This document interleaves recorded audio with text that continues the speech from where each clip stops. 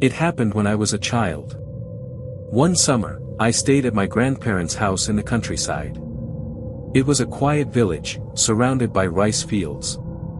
That day, I stepped outside alone. As I looked out over the fields, I heard something. Hum. Hum. Hum. It wasn't the wind.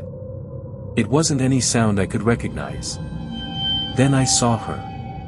A woman. She wore a white dress, and a wide-brimmed hat. But something was terribly wrong. She was far too tall. At least as tall as a two-story house. And when she turned toward me. Hum. Hum. Hum. That sound was coming from her. I ran. Back inside, I casually told my grandparents what I had seen. At first, they listened calmly. But when I mentioned her height and the sound, their expressions froze. My grandfather grabbed me and demanded answers. Where did you see it? How far was it? After I told him, he made a phone call. Then he said, "You're not leaving today." He rushed out in his truck. Later, he returned with an old woman. I was taken to a room upstairs, where a Buddhist statue stood. The woman shut all the windows, sealed them with newspaper, and placed talismans over them. Salt was placed in each corner of the room. Then she said, "Do not look outside. Do not leave this room until morning." That night, I lay in bed, unable to sleep. Around 1 a.m., I heard it. Tap. Tap. Something was knocking on the window. I tried to convince myself it was just the wind. Then, from the door, "It's okay. You don't have to be scared. Come over here." It was my grandfather's voice. I almost opened the door. But then I remembered his warning. I looked down. The salt in the corners had turned black. And then... Hum. Hum. Hum. Right outside the window. I clung to the statue, and blacked out. When I woke up, it was morning. The sounds were gone. But the salt remained black. That day, I was told to leave. I was put into a van, along with my father, the old woman, and several unfamiliar men. Keep your eyes closed. Do not look up.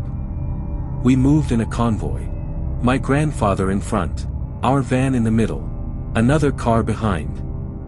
Then... Hum.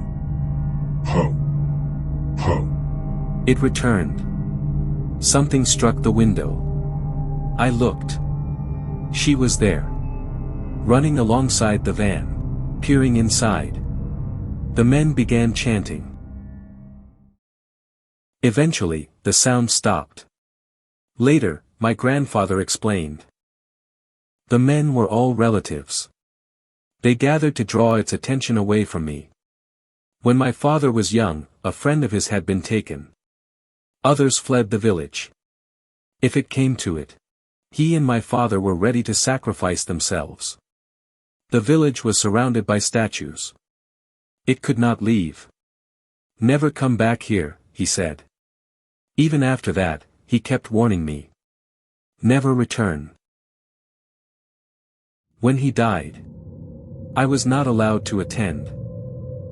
10 years later, my grandmother called. Her voice was trembling. The statues have been destroyed.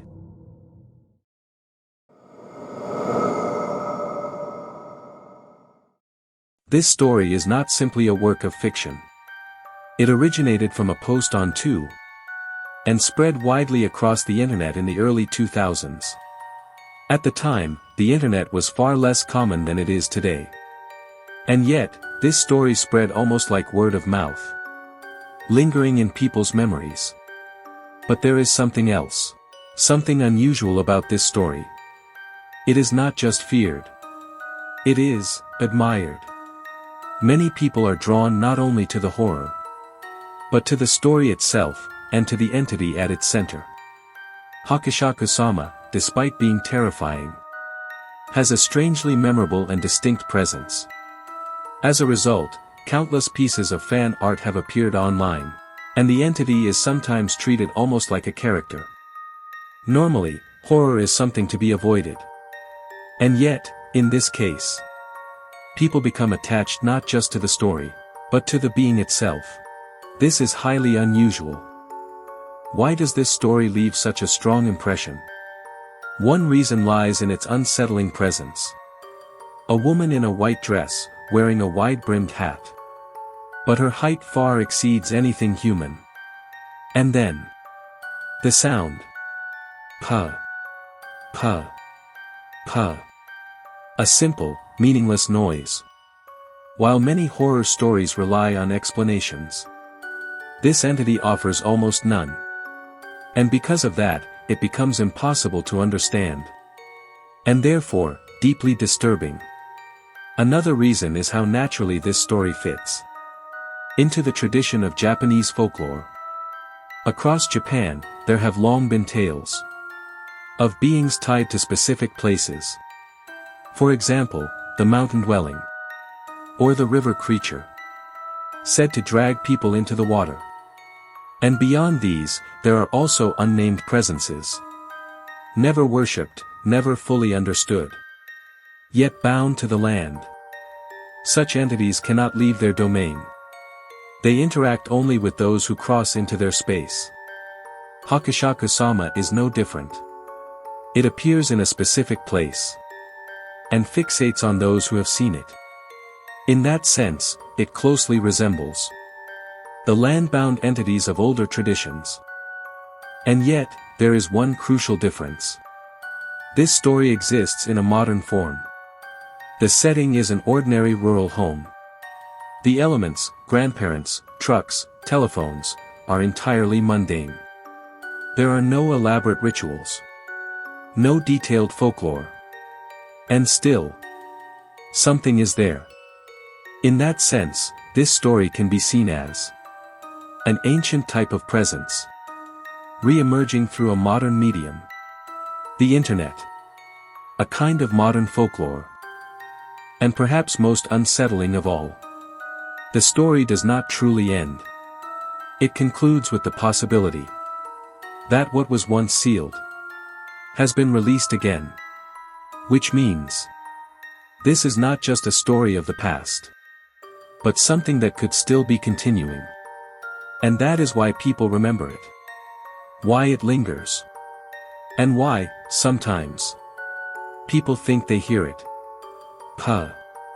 Puh. Puh. If you enjoyed Japanese horror stories like this, consider subscribing. And if this story gave you chills, leave a like.